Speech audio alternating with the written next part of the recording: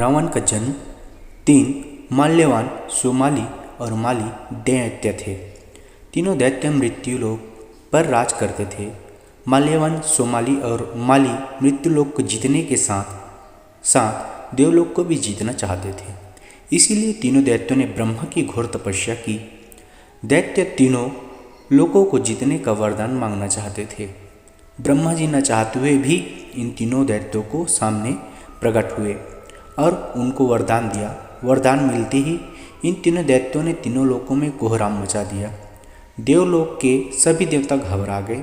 किसी ने इन दैत्यों के सामना करने की हिम्मत नहीं जुटाई। सभी देवता भागकर भगवान शंकर के पास गए, लेकिन भगवान शंकर ने भी अपने आप को असमर्थ बताया। भगवान शंकर की सलाह पर सभी देवता विष्णु जी के पास गए। सभी देवताओं ने दैत्यों से रक्षा की विनती की। भगवान विष्णु जी ने भी सभी को निश्चिंत रहने का आश्वासन दिया। भगवान विष्णु दैत्यों का सामना करने के लिए मृत्युलोक गए। वहां जाकर माल्यवान, सोमाली और माली को युद्ध के लिए ललकारा। भगवान विष्णु और तीनों दैत्यों में घमासान युद्ध हुआ। युद्ध में माली मारा गया। माली की मौत से दोनों दैत्य माल्यवान, सोमाली डर गए और पाताल लोक भाग गए। बहुत समय बाद सोमाली वापस मृत्युलोक आया, लेकिन उसको अभी डर था कि वहीं कहीं देवता लोक से कोई उसको मारने ना आ जाए। इसीलिए कोई ऐसा देवदैत्य चाहिए जो देवताओं से मुकाबला कर सके। इसलिए रावण के नाना सोमाली और रावण की नानी केसुमती दोनों ने मिलकर एक योजना बनाई। सोमाली ने लंका नरेश कुबेर के पिता ऋषि विश्रवा से अपनी पुत्री कैकसी का विवाह करने की योजना बनाई। क्योंकि कैकसी एक धर्मपरायण कुमारी थी, इसीलिए वहाँ अपने पिता की बात को टाल ना सकती थी। सोमाली के कहने पर कैकसी अपने पिता की आज्ञा मानकर विश्रवा के पास गई। कैकसी को पाताल लोक से धरती लोक आने में कुछ समय लगा और शाम हो गई। बादल गरजने लगे, बारिश हो गई। कैकसी ने विश्रवा को प्रणाम किया और उनके विवाहकार एक पुत्र की मांग की।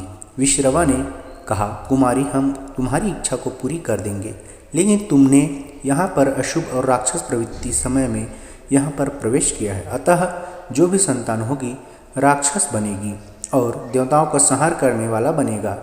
कैकसी ने विश्रवा के पैर पकड़ लिए और बोली, मुझे तो आपके जैसे धर्मात्मा और ज्ञानी पुत्र चाहिए। अच्छा ठीक है, मैं तुमको एक और पुत्र दूंगा जो मेरी तरह सदाचारी और विद्वान होगा। कैकसी के मुँह में आकर ऋषि विश्रवा ने कुबेर को छोड़ दिया और कैकसी के साथ रहने लगे। समय रहते कैकसी की 4 संतानें हुई। रावण, कुंभकर्ण, शूर्पणखा और विभीषण उनके नाम रखे गए। रावण, कुंभकर्ण, शूर्पणखा एक प्रवृत्ति के और विभीषण अलग प्रवृत्ति का था। इस तरह रावण एक ब्राह्मण और दैत्य की संतान था। रावण कट्टर शिव भक्त और वीणा वादक था। रावण में एक देवता के गुण होने के साथ साथ एक दैत्य के गुण भी थे। देवता के गुण रावण को महान बनाते हैं, जबकि दैत्य के गुण उसको अधर्मी, क्रोधी, मायावी बनाते हैं। चूँकि रावण की दैत्य हरकतों से तंग आकर रावण को विश्रवा ने उनको अपने नाना सोमाली के घर भेज दिया, इसीलिए उसके ऊपर दैत्यों के गुण हावी थे।